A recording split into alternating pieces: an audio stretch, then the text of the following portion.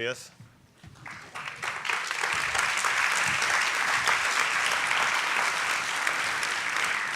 Buenos días, bienvenidos. Es muy bonito estar aquí en Valparaíso, en este lugar tan hermoso, a sala llena, así como está.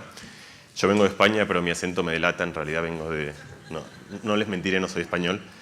Lo siento. Vamos a hablar de decisiones y quería empezar con una frase en este festival tan literario en esencia, con una frase de José Saramago, que para mí de alguna manera resume todo lo que les quiero contar. O sea que si quieren yo les digo esa frase y luego se van.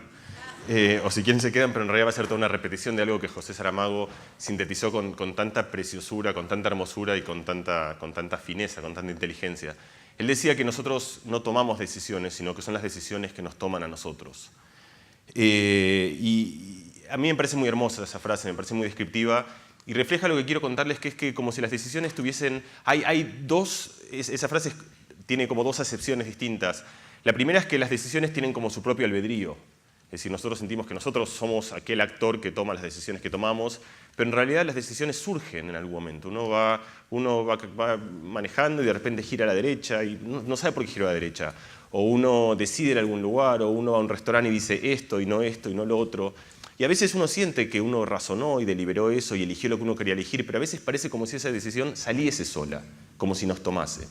Y la segunda acepción de la frase de Saramago es que las decisiones nos toman de manera muy profunda, porque las decisiones hacen que uno viva con quien vive, que uno se case con quien se case, que uno elija la profesión que uno elija vivir. Yo soy argentino pero vivo en España, fue una decisión que tomé.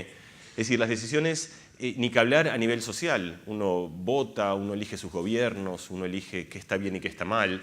Entonces, esta mezcla tan rara de decisiones que de alguna manera no controlamos, pero que de alguna manera nos definen, se resume nuevamente en la frase de Saramago: no tomamos decisiones, las decisiones nos toman. Y yo quiero hacer un paseo en el cual quiero contarles sobre cómo funciona ese proceso, en el cual algunas opciones entre muchas otras posibles aparecen a veces de manera mágica en nuestra cabeza. Y en vez de contárselo, que podría, como yo tengo la suerte de poder contarles de algo que nos ocurre a cada uno de nosotros, por ejemplo, si yo les contase sobre la ciencia de las piedras, les tendría que traer piedras, pero como yo estoy contando sobre la ciencia de las personas, puedo referir a lo que pasa dentro de cada uno de nosotros. Y entonces la manera que voy a elegir de contarles esto es de una manera jugando. Es mi manera un poco tramposa de decir que en realidad vamos a hacer experimentos, vamos a estar descubriéndonos en primera persona. Entonces vamos a empezar con un primer ejemplo. Básicamente lo que vamos a hacer son distintos ejercicios de decisión y serán como juegos estos, pero lo que yo pretendo con esos juegos es les voy a ir contando en cada uno de esos juegos qué significa respecto a cómo tomamos decisiones. Entonces este es el primero. Para los que tengan hijos, que serán... ¿Cuántos acá tienen hijos? Levanten la mano. O hijas, o sea, bien, muchos. Entonces van a entender esto. ¿Vieron que pasa algo raro? Que es que cuando una pareja descubre que va a tener un hijo, ella está embarazada, en el test o como fuera, sobre todo el primero, o sea, por lo menos para mí, porque es como de alguna manera la experiencia más supongo, más reveladora que una persona puede sentir o puede experimentar, aparece muy rápido el nombre. Como que casi que lo primero que uno piensa es qué nombre le vamos a dar, casi rapidísimo, lo cual uno dice, para empezar que hay un montón de tiempo, no tiene todavía un montón de meses para... Y además, ¿por qué es tan importante el nombre? Uno en el nombre proyecta, a veces uno elige el nombre de su abuelo querido, de su abuela, o un nombre que refleje algo, un nombre...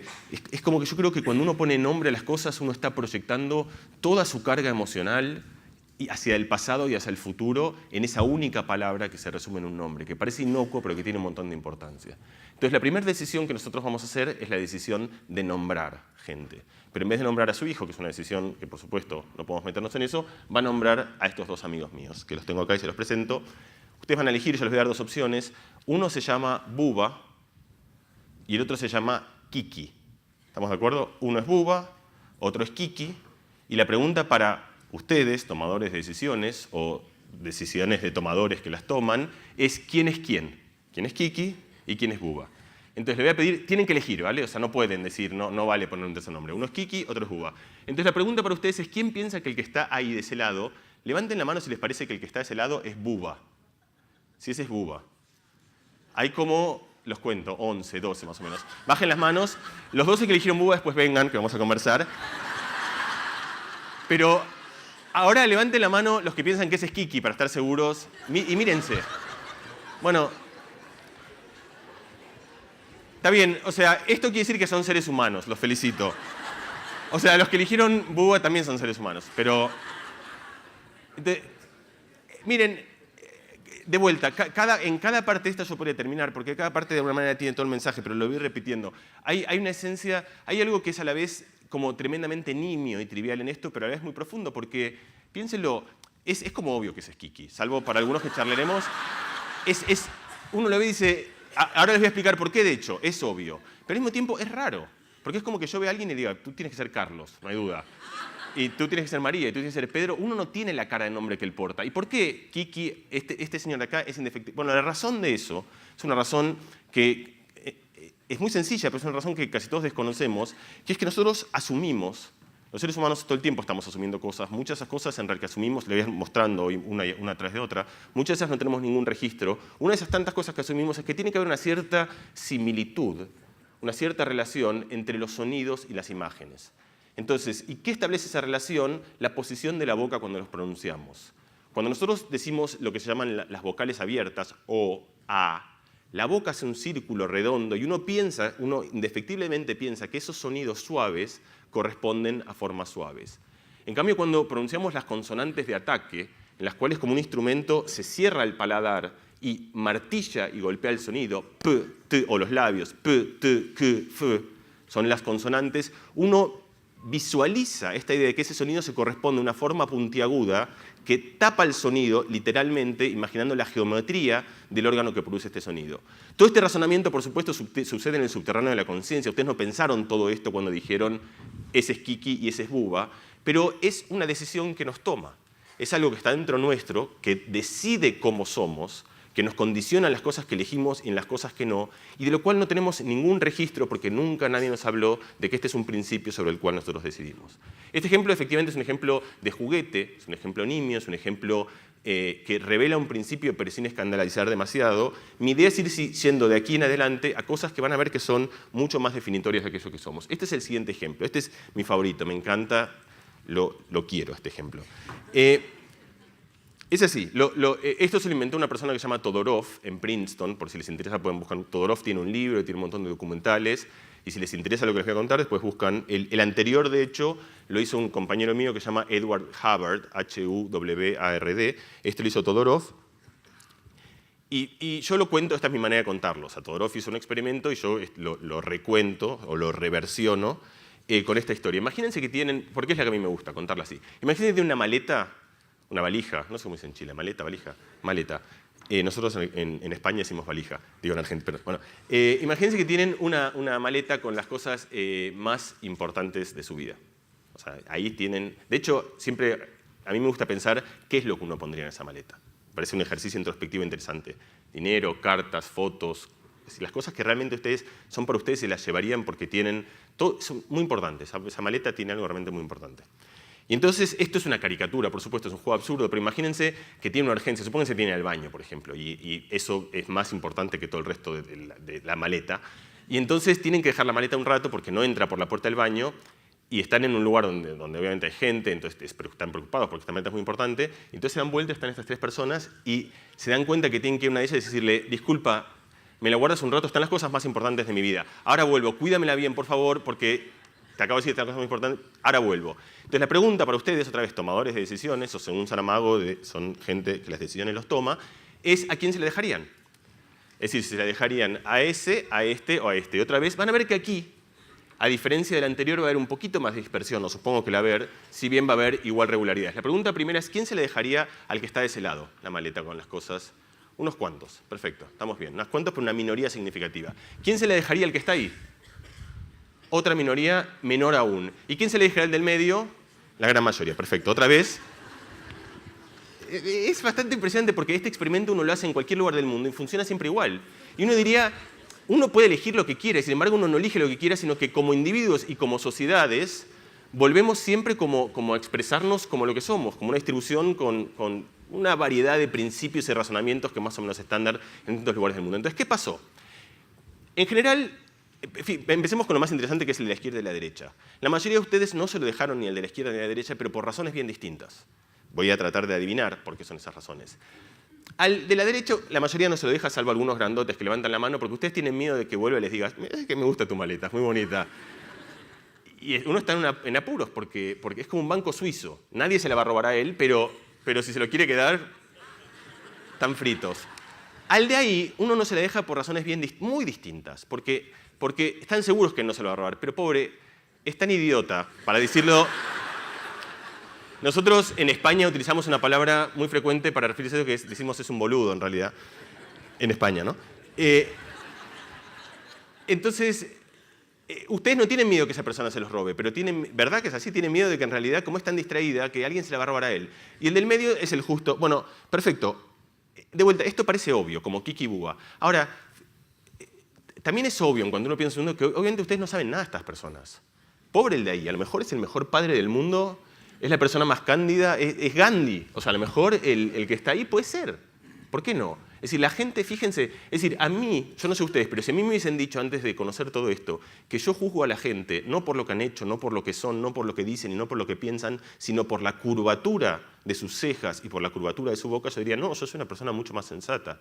Y sin embargo, como todo ser humano, tengo un vicio que viene de hace muchísimos años, de hecho de antes de que seamos humanos, este vicio lo tienen los monos, lo tienen otros animales, en los cuales hay ciertas expresiones faciales que alguna gente tiene de nacimiento y nosotros, podría ser que este sea un buen proxy, o sea, podría ser que la gente que tiene cara de mala, en promedio sea más mala. Podría ser que eso refleja una cantidad de cosas, es decir, pero no lo es. Es decir, mucha gente ha estudiado cómo funcionan las correlaciones entre la gente que tiene cara de competente es más competente, respuestas no. La gente que tiene cara de inteligente es más inteligente, respuestas no. La gente que tiene cara de sonsa es más sonsa, respuestas no. La gente que tiene cara de confiable es más confiable, respuestas no. Y sin embargo, nosotros no podemos evitar sesgarnos por una relación muy precisa. Fíjense que estas tres personas es la misma. Es exactamente la misma persona a la cual con Photoshop se le han cambiado algunos aspectos de la morfología de la cara que dictan de manera muy automática. Yo estuviese registrando en el cerebro de cada uno de ustedes. Cuando ustedes ven la persona de la derecha, se activa una región que se llama la amígdala, no la amígdala esta de acá, sino la amígdala que está en la parte más profunda del cerebro, que es importante que sea esta región, porque esta es una región que detecta emociones. O sea, esto quiere decir que la confianza no la construimos sobre razones, sino sobre emociones. Y número dos, es una región muy automática del cerebro. De hecho, la amígdala responde a una cara así, aun si esa cara se presenta tan brevemente que es estímulo subliminal. O sea, nosotros no vemos nada, es decir, no vimos nada conscientemente, pero la amígdala ya procesó y nos está diciendo, ojo, que acá enfrente hay algo a lo cual tendríamos que tener miedo. Así de irracionales y así de inconscientes son los juicios que hacemos sobre los otros. Estas cosas, créanme, ya no son juegos. Porque, por ejemplo, se sabe, si yo les muestro hoy una elección, no sé, en algún lugar en Uganda o en Australia, en algún lugar donde ustedes no conocen nada de la política, y les muestro la foto de los dos candidatos, ustedes tienen, es decir, si ustedes tuviesen que elegir cuál va a ganar, obviamente debería ser al azar, uno debería pegarlo un 50% de las veces, uno no le pega un 50% de las veces, le pega más o menos un 55, 60 o 65% de las veces. Es decir, uno no puede predecir el devenir de una elección solamente por la cara de los candidatos, pero uno predice mucho mejor del azar. Y esto no significa que uno sea un adivino, sino que significa que del otro lado del mundo, y esto vale por supuesto en todo el mundo, los que están votando eligen o son sensibles a estos sesgos porque ven un candidato y les parece mucho más competente solo porque tiene una cara. Si además de eso uno muestra un video donde la competencia se expresa ya en gestos y en prosodia y en palabras, la capacidad de predecir sube mucho más, aun si uno no escucha nada, no sabe si el otro es de izquierda, derecha, conservador, loco, sano, no sabe nada de la política, pero uno puede predecir muchísimo del devenir de una elección. Esto afecta, por supuesto, en recursos humanos. Es decir, se sabe perfectamente bien que la gente que contrata a alguien, más o menos en 200 milisegundos ya tomó la decisión de a quién va a contratar y a quién no. Después lo sigue entrevistando durante 20 minutos solo para confirmar aquella decisión que en realidad se había tomado y afecta incluso en los dominios donde uno debería decir las decisiones deberían ser lo más puras y racionales posibles, que es en el juzgado. Si uno diría, los jueces deberían tomar los hechos y juzgar de acuerdo a esos hechos. Sabemos por experimentos en los cuales se presenta a jueces casos idénticos, pero uno con cara así y otro cara así, y el dictamen de los jueces es muy distinto. Es decir, el principio de que todos somos iguales frente a la ley se viola indefectiblemente por un sesgo que tenemos nosotros en los cuales sentimos que algunas caras tienen alguna virtud que otras caras no tienen. De vuelta, esto es interesante porque una vez que uno entiende esto, es muy difícil de cambiarlo, pero se puede cambiar. En Estados Unidos, por ejemplo, en algunos lugares de Europa, se hacen tratamientos en los cuales se trata de corregir a los jueces de estos sesgos para que actúen de manera justa y egalitaria con toda la gente. Entonces, de aquí quiero ir a la tercera parte. Normalmente esto, vamos bien de tiempo, debería tener 4, o sea, yo quiero hacer 4 capítulos. El primero fue presentarles con lo de Kiki Búa, el segundo con las caras de recién, este tercero que va a ser el segmento más largo. Quiero ir probablemente a lo más profundo de las decisiones humanas, que son aquellas cosas que nos parecen bien y aquellas cosas que nos parecen mal. todos nosotros tenemos muy claro las cosas que están bien. Piénsenlo en cualquier dominio, en el dominio de la política, la ideología, en el dominio del sexo, en el dominio de las relaciones humanas, en el dominio de las instituciones. Es decir, todos nosotros tenemos una idea de qué está bien y qué está mal. Pero si lo piensan en realidad, nunca reflexionamos de manera. Es como que esas cosas también se sienten. Son cosas que, y además varían. Hay gente que le parece que hay cosas que están bien, a él le parece que estas cosas están mal. ¿Por qué a mí me parece que están bien, a él le parece que están mal? Bueno, quiero meterme dentro de la fábrica de estas decisiones, que es el cerebro, para poder tratar de con ustedes descubrir, otra vez en juegos, cómo funcionan las decisiones morales, para que ustedes reflexionen sobre eso y a lo mejor se repregunten o reflexionen respecto de por qué las cosas que nos parecen bien y por qué las cosas que nos parecen mal. Y si yo con tiempo al final me gustaría tratar de entender cómo después nos ponemos de acuerdo en esas cosas, que es algo que hoy el mundo necesita muy imperativamente, creo. Entonces, una vez di una charla parecida a esta en un teatro argentino que se llama el Conex. Es un teatro, de hecho, se parece un poco a esto, es un teatro muy bonito. Yo venía contento caminando al Conex. Para los que conozcan Buenos Aires, es en el barrio del Abasto, en un barrio bohemio de Buenos Aires. Y cuando estaba a 100 metros del teatro, paso delante de esto que era Carnes Morales. Y yo venía y dije, este es Platón, este señor. O sea, como... Porque para mí, si yo tengo que decir qué es el ser humano, es una carne moral. O sea, es exactamente lo que somos. Somos biología, el cerebro, nos guste o no, uno se come cerebros de otros animales eventualmente. O sea, es carne. Pero es una carne que deviene en toda esta maravilla, hermosura, digo, en Picasso y en Saramago y en ese tipo de construcciones que emergen. Entonces, me pareció, hasta que entendí, claro, no, en realidad es el carnicero que se llama Morales, el señor Morales, que tiene su carnicería y le puso su apellido. Pero yo, de verdad que durante un rato largo, pensando así, pensé que este carnicero era el filósofo contemporáneo más importante, por lo menos del Río de la Plata. Y después resultó que el señor Morales en realidad vendía costilla. Pero bueno, ahí iba. Entonces, antes de que hagamos un experimento, les quiero contar mucho de mi trabajo, y yo no tengo tiempo para contarles todo, y tiene que ver como que yo les estoy contando es cómo funcionan las decisiones una vez que el aparato de toma de decisiones está consolidado, o sea, que somos adultos, más o menos con un lenguaje y ya con los vicios adultos. Pero una cosa muy interesante es ver cómo se van formando esas cosas. Es que nacemos así, es que se desarrollan, es que tienen que ver con lo que nos dicen los primeros años de vida, es que tienen que ver con el lenguaje, es que tienen que ver con el entorno, con el colegio, y por supuesto tienen que ver con todas estas cosas de distintas maneras. Pero lo único pequeñísimo pedacito que les puedo contar de esto es un experimento que hizo una colega que se llama Karen Wynn, en la Universidad de Pensilvania, donde la pregunta en general es tratar de entender si los chicos cuando son muy pequeños ya tienen una noción de lo que está bien y lo que está mal, de lo que es justo, de lo que es injusto, de lo que prefieren como preferencias morales. La respuesta a eso es sí, sería una historia en sí misma, yo podría haber pasado mi hora entera hablando de eso. Les quiero contar una ventanita muy pequeña y para eso les voy a mostrar un video que funciona así. Este es un experimento hecho con chicos, yo lo voy a mostrar con chicos más o menos de 9 meses, pero se hace con chicos de 2 meses también, o sea, funciona esencialmente con chicos esencialmente desde que nacen. Y los chicos van a ver dos situaciones que se las voy a presentar. Lo que van a ver primero es un dibujo muy sencillo. Van a ver este coso rojo que está tratando de subir. Bueno, en realidad es pero uno siente que es algo rojo, uno lo percibe. Fíjense que es un círculo que se mueve, pero nosotros que construimos historias muy rápido lo percibimos como que es un agente, porque además tiene ojitos, que está tratando de subir. Y acá van a ver lo que pasa mientras trata de subir. Entienden lo que pasó, ¿no? Como lo vieron, digo, construyen la historia, es un circulito rojo que trata de subir y hay un cuadrado azul generoso que lo ayuda. Y uno siente que ese cuadrado es buena persona. ¿Por qué es buena persona? Porque, fíjate, parece trivial, pero es increíble lo que uno hace para eso. Porque lo que uno hace es, a partir de un poco de movimiento de un círculo, uno asume una intención. El círculo quiere algo. Fíjense que eso es una maravilla del cerebro humano, llama teoría de la mente, que es poder proyectar qué quiere hacer el otro a partir de observar datos, a veces muy raros, muy escasos. No solo eso, sino que después el otro hace algún movimiento sincronizado y nosotros empezamos a construir relaciones sociales a partir de este pequeñísimo cuerpo de datos. Es que los chicos también pueden hacer eso y harán construcciones como nosotros. Para hacer eso, como son niños muy pequeños y todavía no hablan y no pueden contar lo que sienten o lo que piensan, lo que se hace es esto, se los muestra ahora un bastardo, que lo van a ver aquí, que mientras el circulito rojo trata de subir, lo empuja hacia abajo. Y después la pregunta muy sencilla para los chicos es, de vuelta, chicos en este caso 8 meses, después les puedo contar cómo se hace esto en chicos más pequeños, es ¿cuál prefieren? Y si realmente prefieren el cuadrado que el triángulo, si es que los chicos ya tienen una construcción tan sofisticada como para a partir de un cuerpo de datos poder entender intenciones, poder entender relaciones en las intenciones y poder asignar una justicia y una preferencia respecto a esa forma de justicia. Eso Karen Wynn lo hizo de una manera muy sencilla. Lo que hizo fue le dio después a bebés pequeños, este es un ejemplo, no es una demostración, y los bebés eventualmente agarran uno o el otro, y mostró que estadísticamente, si se lo da a 45 bebés, no todos, pero de esos 45, 35, 38 eligen el cuadrado y en general no prefieren el triángulo. Uno dice, bueno, a lo mejor a los bebés les gustan más los cuadrados que los triángulos. Un experimento bien hecho después de darlo vuelta, ahora el cuadrado se vuelve malo y el triángulo se vuelve malo, y los bebés sistemáticamente de 8 o 9 meses prefieren al bueno que al malo.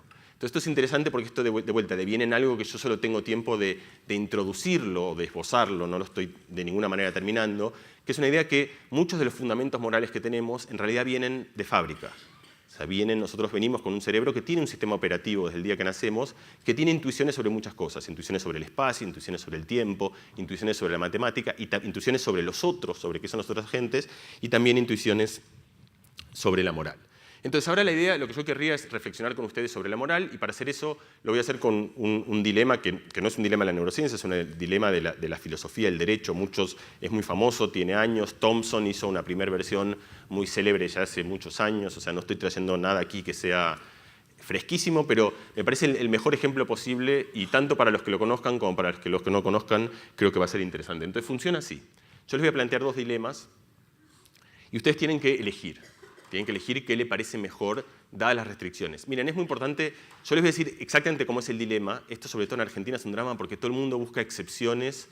O sea, busca decir, por ejemplo, yo les digo, los frenos no andan, uno dice, no, pero yo un freno, no andan. ¿Ok? O sea, el juego no es que ustedes me jodan el juego a mí, sino que el juego es como yo se los cuento y que ustedes intentan pensar ustedes mismos cuál es la solución que ustedes encuentran. Entonces, funciona la escenografía de este dilema, porque esta mujer vive en San Francisco, entonces en el tranvía de San Francisco. Esa es la escenografía del dilema, y la situación es así. Ustedes vienen en un tranvía, lo vienen conduciendo, están solos en el tranvía, o sea, no hay nadie más involucrado que ustedes dentro de lo que está pasando ahí, y el tranvía va a toda velocidad y se dan cuenta que en la vía hacia adelante, es un dilema feo hay 5 personas, y que el tranvía los va a atropellar. No hay manera de apretar los frenos, no hay manera de tocar la bocina. Otra vez, es así, es un hecho. No intenten buscar soluciones para romper eso. No entienden perfectamente que no pueden hacer nada para que el tranvía, y por supuesto son gente razonable, entonces sienten horror, es algo que los aflige mucho. Y se dan cuenta que hay una única cosa que pueden hacer, que es la siguiente. En el tranvía, en realidad la vía bifurca, o sea, pueden correrse hacia el otro carril, con lo cual estas 5 personas se salvarían, eso lo pueden hacer, pero con una salvedad, que es que en otro carril hay una única persona.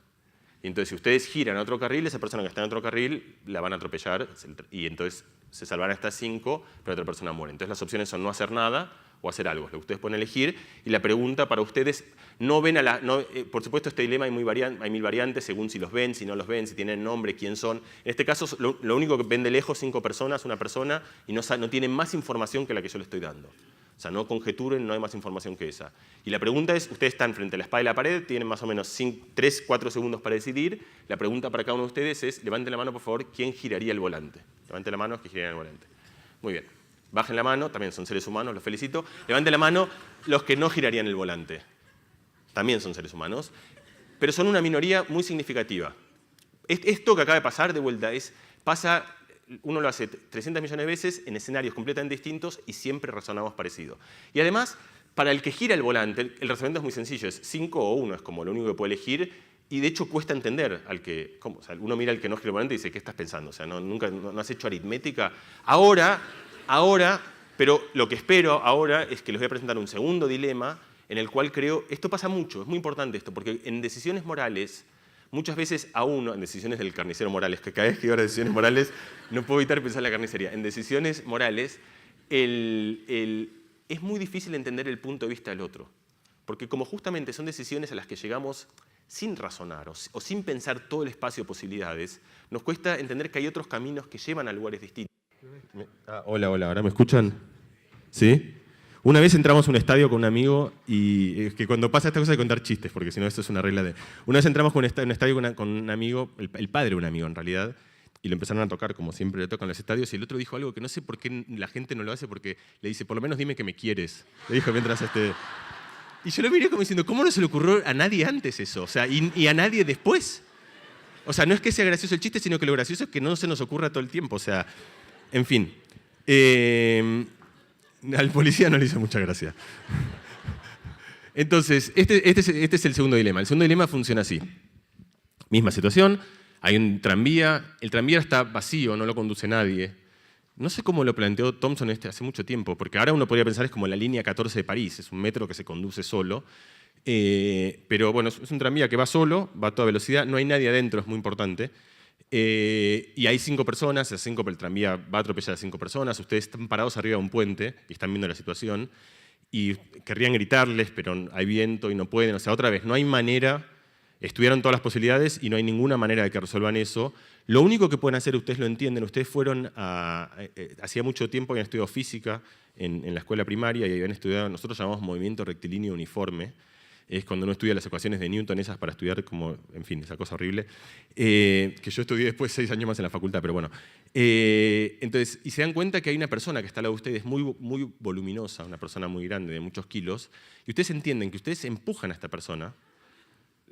Es un hecho, lo entienden fehacientemente, la persona va a caer, al caer la persona va a morir, porque el tranvía la va a atropellar, el tranvía lo va a atropellar y va a terminar de morir si no había muerto en la caída, pero va a descarrilar. Y al descarrilar, las 5 personas que están río abajo en la vía se salvan. ¿Entienden cómo es? Ustedes están parados al lado, entienden fehacientemente, no hay duda, o sea, no es que tienen miedo que a lo mejor lo empujan y mueren. Saben perfectamente que si lo empujan, esta persona muere, lo empujan, va a morir, tranvía descarrila, las 5 personas se salvan. Y una cosa importante es que acá no estamos hablando de la justicia. Olvídense, nadie va a ir. La pregunta no es si a ustedes lo harían con miedo a ir presos o no, es la conciencia de uno mismo. O sea, ¿a ustedes les parecería bien que está bien hacer eso? ¿Sí o no? Levanten la mano los que creen que sinceramente empujarían a esta persona. Levanten la mano. Ok, ahora son muchos menos. Son como 10, que también son seres humanos. Levanten la mano los que no lo empujarían, para estar seguro casi todos. Perfecto. Muy bien. Entonces, funcionó maravillosamente esto.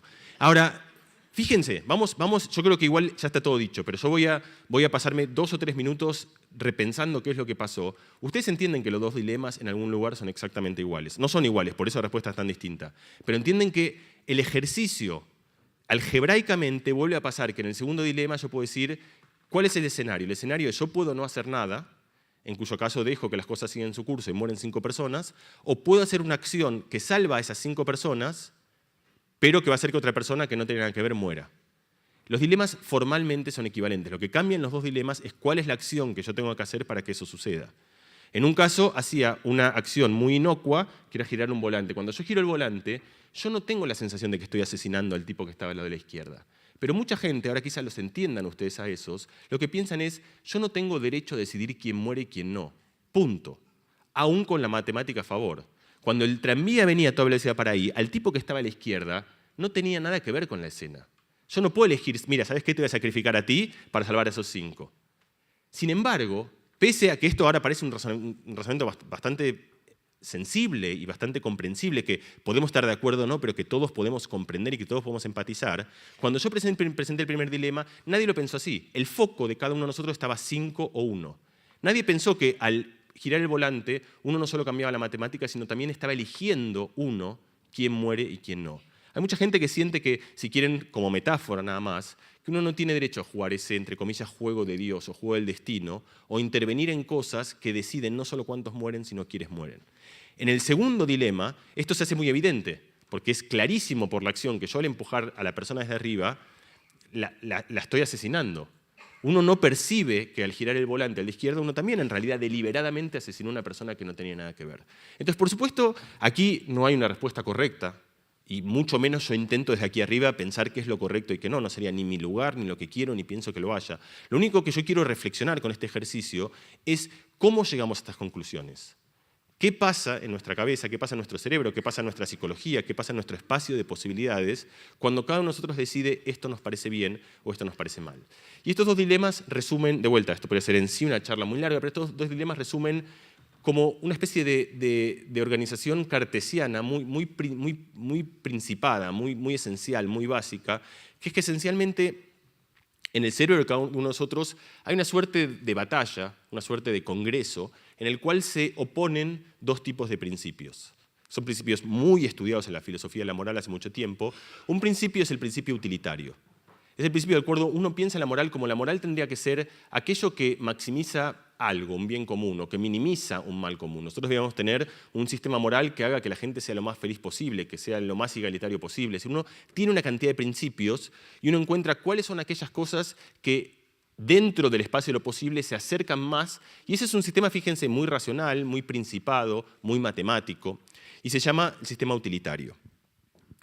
Otra manera de pensar la moral, muy distinta, es una en la cual uno dice, hay un espacio de acciones que son prohibitivas, es lo que acabo de decir, uno no tiene derecho a empujar al otro, uno no tiene derecho a asesinar, uno no tiene derecho a matar, uno no tiene derecho, hay cosas que no se hacen, no importa, ni siquiera se hacen cuentas con esas cosas. Y eso se llama el principio deontológico, de lo que se debe hacer y de lo que no se debe hacer. En general, y esto no es del todo así, pero el principio utilitario es mucho más racional y el principio deontológico es mucho más emocional. Entonces aquí viene esto, y simplemente para mostrarles que no importa mucho aquí porque dónde sucede esto en el cerebro, lo que quiero mostrarles es que cada uno de estos dos principios suceden en sistemas distintos del cerebro. No importa dónde, lo importante es que el cerebro instancia un sistema utilitario y instancia un sistema deontológico de maneras distintas. Entonces me gustaría reflexionar un segundo más antes de terminar con esto y pasar a la última parte de mi charla, sobre cómo, por supuesto, fíjense que cuando yo hice la primera pregunta ustedes variaron, o sea, hay personas que son más utilitarias, personas que son más deontológicas, pero sobre todo hay contextos que hacen que un dilema active más a un sistema o active más al otro. Es como si cada uno de estos sistemas tienen sus sensibilidades. Por ejemplo, un ejemplo que a mí me parece tremendo, pero a la vez muy instructivo, es, voy a mencionar otro premio Nobel de Literatura, mucho menos conocido como premio Nobel de Literatura que Saramago, que es Winston Churchill, que tiene un libro, escribió un libro y ganó el premio Nobel de Literatura, bastante efectivo como primer ministro. En realidad escribió 2 o 3, pero la siguiente tiene uno esencialmente, que es un libro que tiene un título tremendamente original para lo que él fue, que se llama La Segunda Guerra Mundial. Y es una delicia increíble, es un libro, es decir, si fuese ficción sería increíble, si además uno entiende que además en el relato de ese libro está el mundo tal como lo conoce. Para mí sería un libro que debería ser obligatorio en todas las escuelas.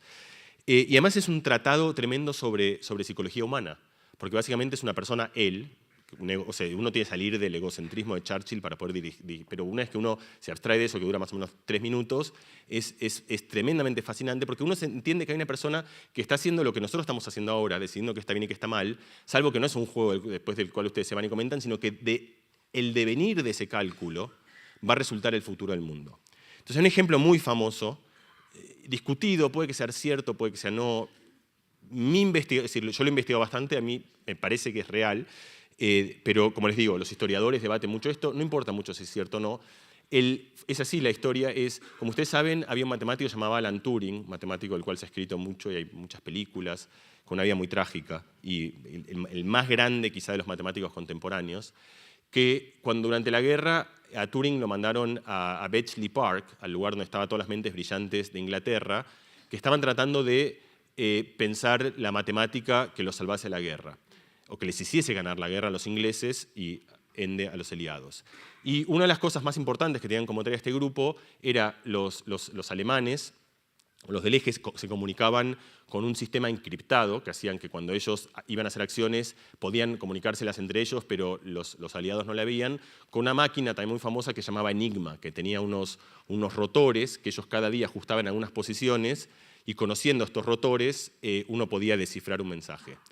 Turing y su equipo, y al hacer eso además inventaron la computación, o sea, la computación tal como la conocemos hoy se la inventó Alan Turing en la urgencia de tener que salvar a los aliados de la guerra, es una historia increíble.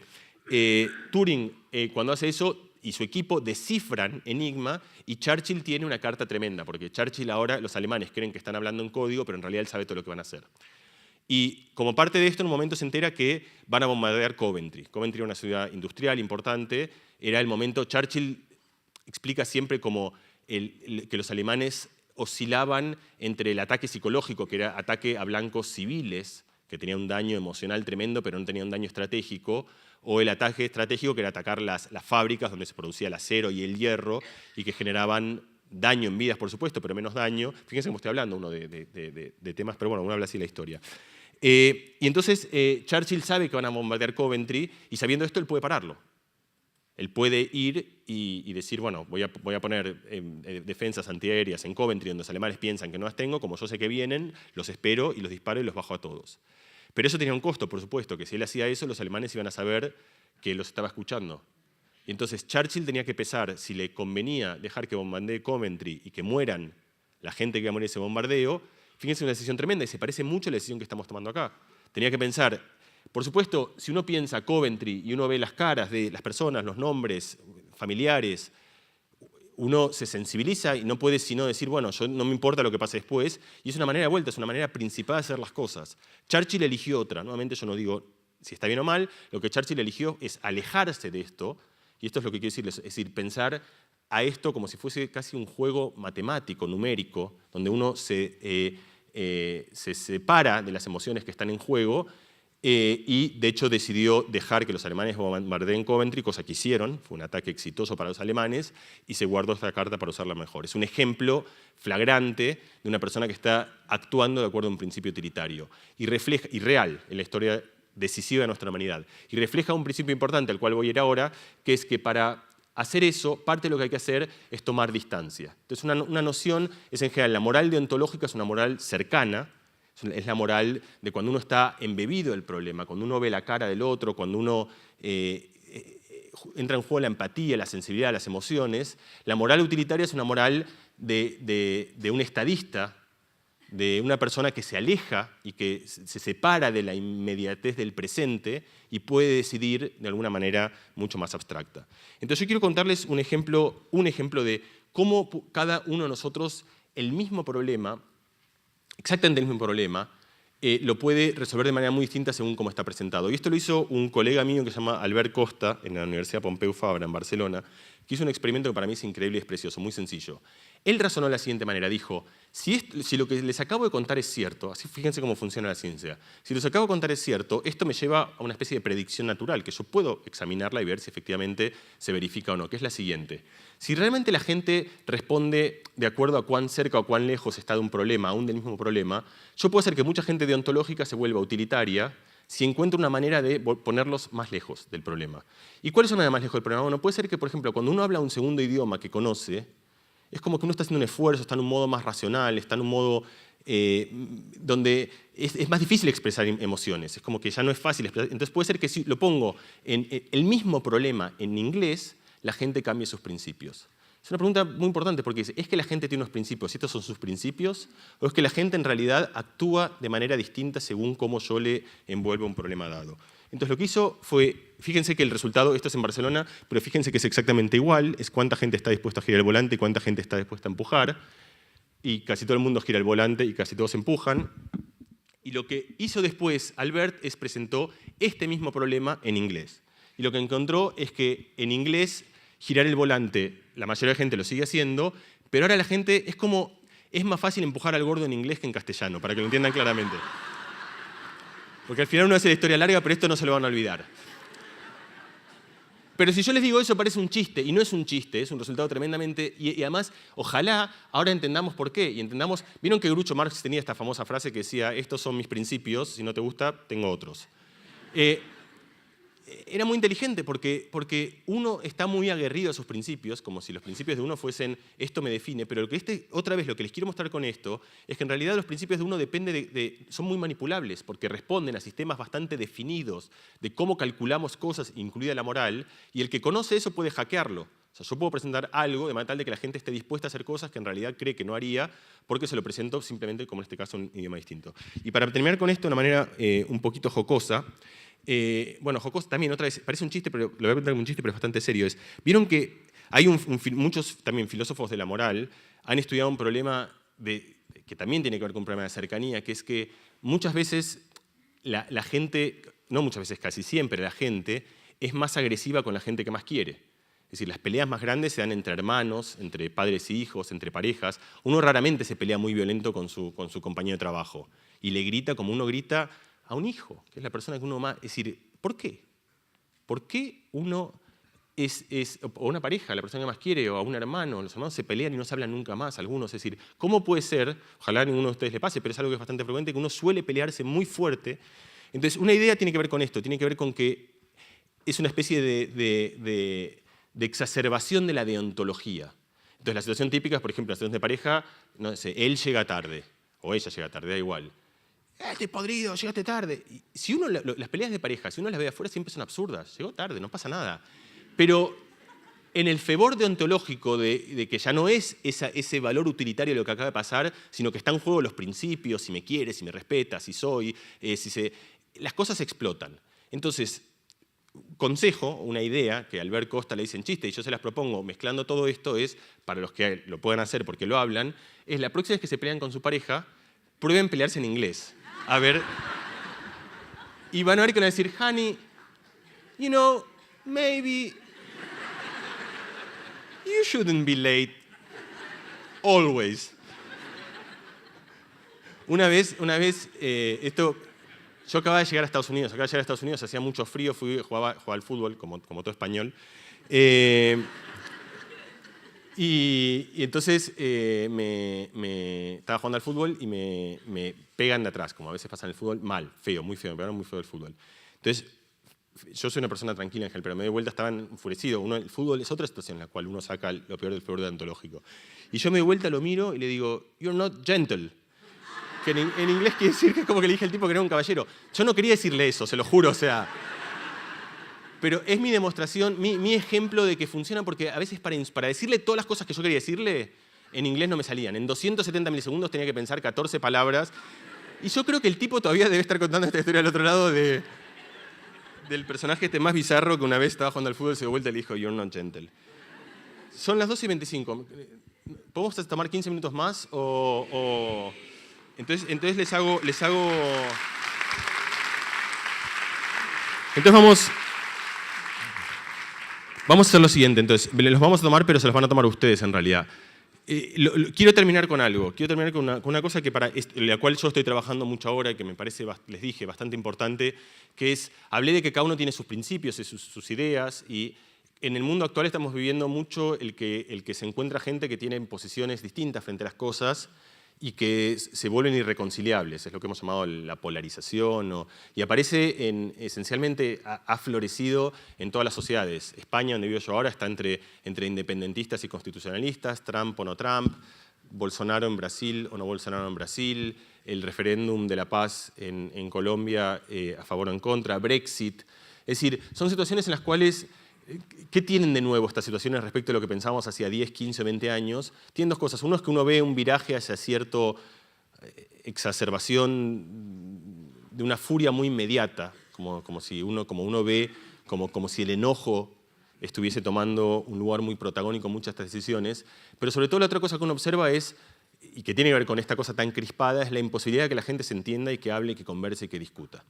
Entonces a mí me interesa mucho, y fíjense que esto tiene que ver con esto, porque tiene que ver con cuán aguerrido soy yo a mis principios morales. Para mí está bien esto, y para otra persona está bien. Por ejemplo, en Argentina tuvimos ahora un debate sobre el aborto, de vuelta, en el cual, como cada uno de ustedes, yo tengo mi posición, pero no es ni de ninguna manera mi lugar acá hablar de eso, pero lo único que quiero mencionar es lo polarizado que fue el debate. Fue un debate en el cual parecía haber gente que tenía una posición donde le parecía que era lo más normal y correcto del mundo, y un montón de gente al cual le parecía lo más abominable del mundo. Era muy difícil que esta gente se encuentre en algún lugar. Entonces pasa en casi todos los debates. Entonces yo querría que ejercitemos eso, que otra vez que reflexionemos sobre por qué es difícil ponerse de acuerdo, y otra vez, en vez de contárselo yo, la idea es que lo hagamos juntos. Entonces vamos a hacer lo siguiente. Yo les voy a dar primero una situación, ahí podría elegir muchas, voy a elegir alguna que sea un poquito tensa, pero no mucho tensa, porque si no se puede volver un poco... Es interesante, pero es difícil discutir cosas que nos cuesta mucho discutir, como por ejemplo el aborto. Entonces no vamos a discutir eso, vamos a discutir de algo más sencillo. Y vamos a discutir de la siguiente situación. Les voy a presentar otra vez un caso ficticio. Estamos más o menos dentro de 20 años, la ciencia ha avanzado, y hay una empresa que ofrece la siguiente tecnología. Ha desarrollado un producto que lo ofrece y lo vende, que funciona así. Lo que esta empresa hace es, es decir, una pareja puede... crea sus embriones, como quiera, asistida o no.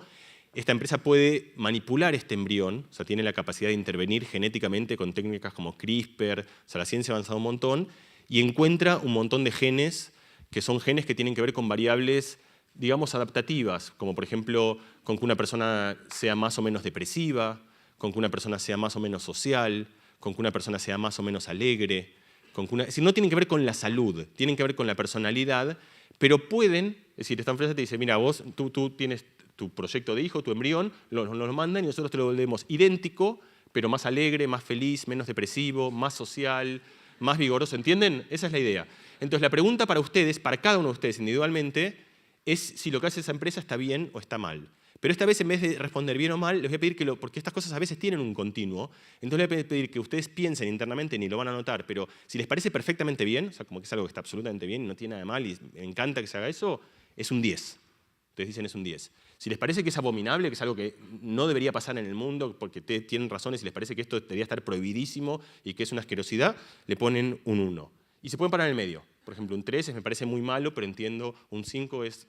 ¿Entienden? O sea, se pueden parar en cualquier número entre 1 y 10 para responder 10 me parece perfectamente bien. Les pido que cada uno se tome 5 segundos para pensarlo. 5, 1, 2, 3, tiempo. Y ahora van a hacer lo siguiente. Ahora no hagan nada hasta que yo se los diga, pero van a tratar de... Se van a juntar en grupos, y se van a juntar en grupos así. Uno en general se sienta al lado de la gente que se sienta, pero ustedes se van a juntar en grupos con la gente que está adelante y atrás. O sea, los que están adelante se van a dar vuelta, los que están atrás se dan vuelta. Va a ser un lío, pero lo van a encontrar. Armen grupos que sean más o menos de 3, 4 o 5 idealmente, pero pueden ser de 2, de 7, lo que quieran. Yo les recomiendo que sean de 3, porque 3 es un número que funciona bastante bien, porque son chicos, como...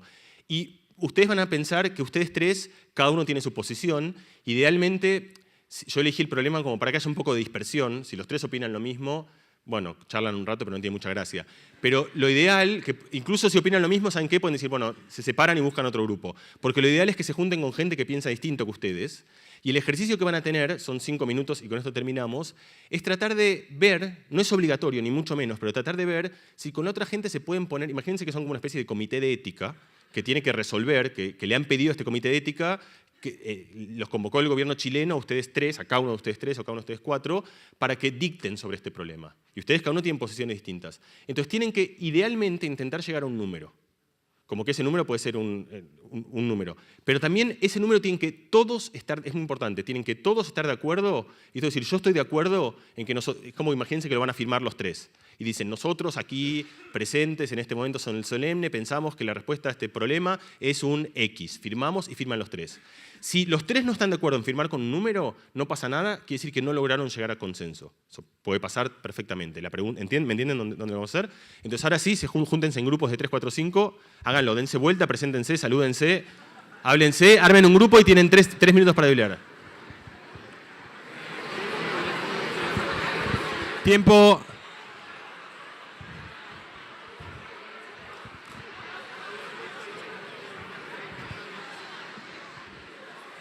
Tenemos que terminar, por favor.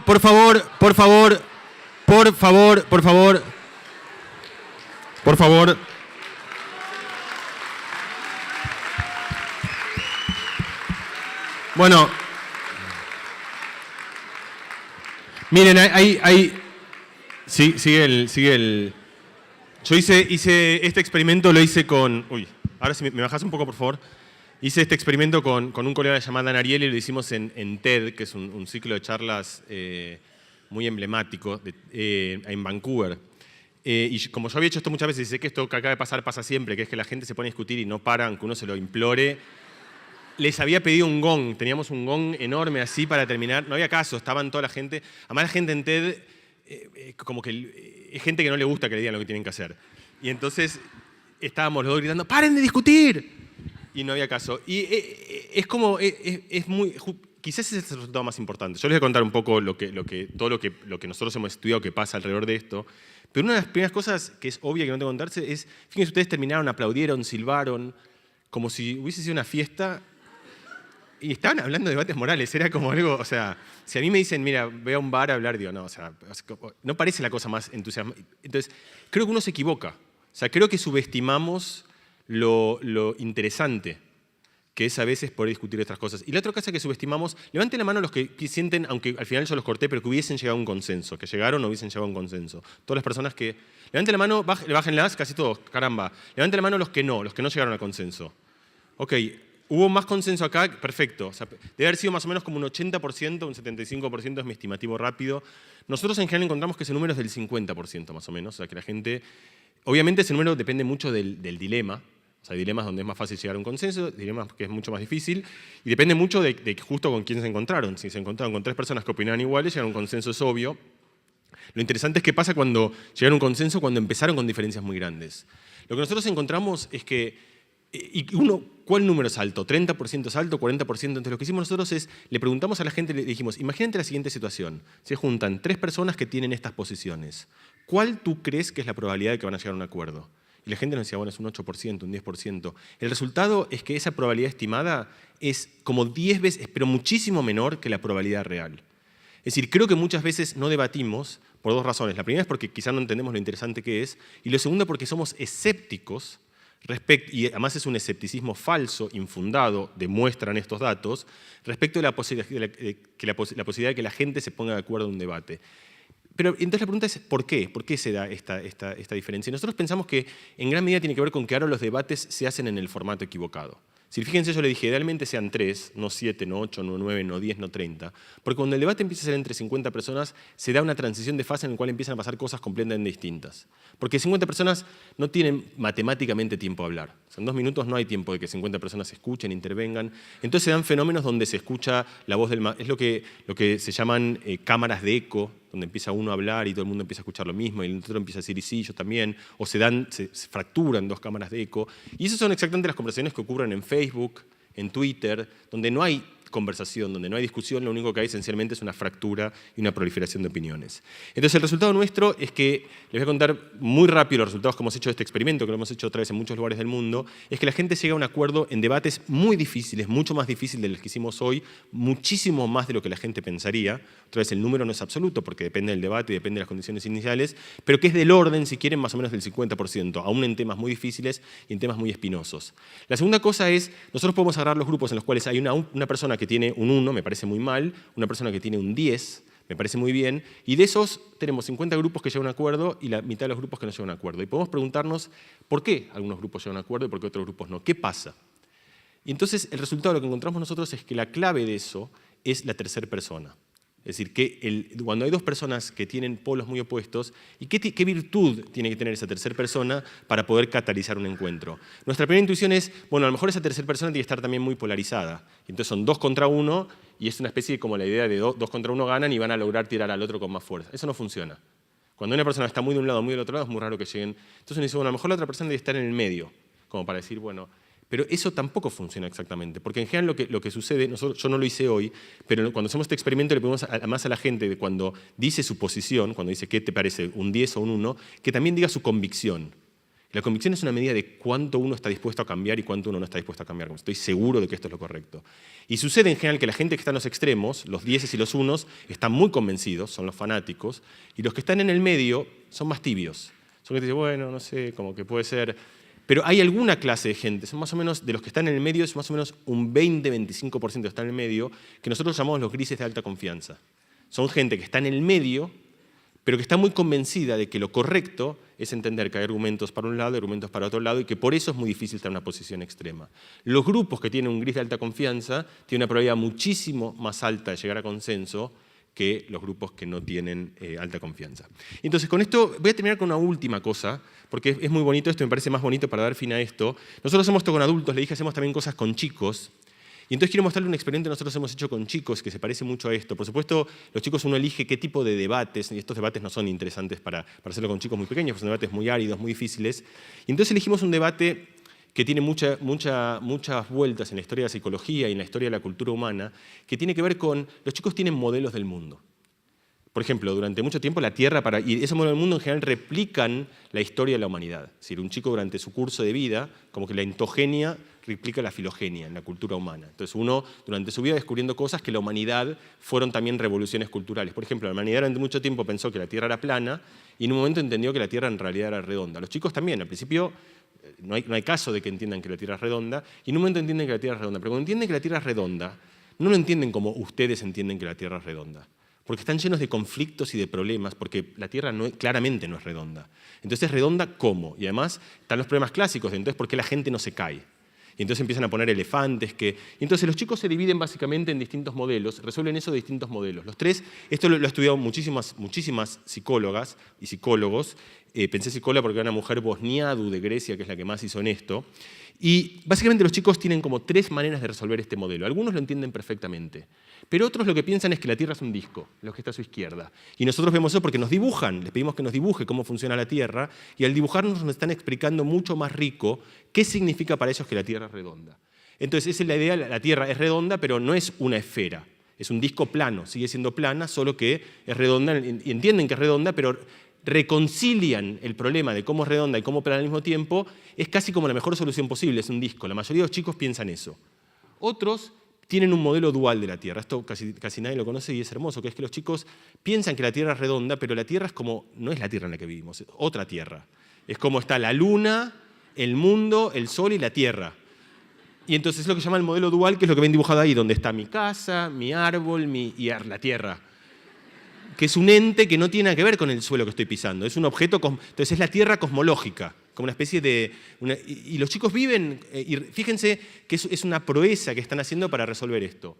Y lo otro, que es también muy bonito, es la Tierra hueca, vacía. Es una esfera, pero nosotros vivimos adentro de la esfera. Entonces por eso estamos todos como flotando en una especie de... estos son esencialmente los tres modelos canónicos en los cuales quedan los chicos. Entonces, cuando uno pone a dos chicos que... Uno, por ejemplo, que tiene el modelo correcto, el de arriba, porque ya lo entendió, porque por lo que fuese, es un poquito más grande, o en su casa tuvo más de esto, porque lo entendió, con uno que piensa lo contrario, estamos en una suerte de debate epistemológico que replica la discusión de Galileo con el Papa, donde le decía redonda, no, pero ahora son dos chicos y podemos estudiar qué pasa y cómo se distinguen. Bueno, el resultado que quiero contarles para terminar también con esto, me gusta terminar esto con algo que a mí me dé cierta esperanza. O sea, muchas veces unos resultados sobre la conducta humana a veces nos dan esperanza, a veces no somos la hermosura que creemos que somos, pero a veces es así, y nosotros hicimos este experimento, no hace falta los datos, termino con este dibujo, esencialmente lo que encontramos, nos preguntamos qué pasa cuando dos chicos se juntan así. Y pueden pasar muchas cosas, por ejemplo, puede pasar que no se pongan de acuerdo, o sea, que discutan y que salgan y que cada uno piensa lo mismo que pensaba antes. Puede ser que los dos cambien, con lo cual puede ser que el que sabe más se acerque al que sabe menos y el que sabe menos se acerque al otro. Puede ser que los dos cambien, pero que cambien la dirección del chico más fuerte o más grande. Nosotros teníamos esas variables porque los maestros nos dan un montón de variables temperamentales. El líder de la clase, el chico que todos admiran, no porque sepa de esto, sino porque juega bien al fútbol quizás. Entonces puede ser que ese es el que... Bueno, el resultado que nosotros encontramos es que los chicos cambian mucho después de simplemente 10 minutos de conversación y además, y de vuelta a este mi optimismo, cambian en dirección del progreso.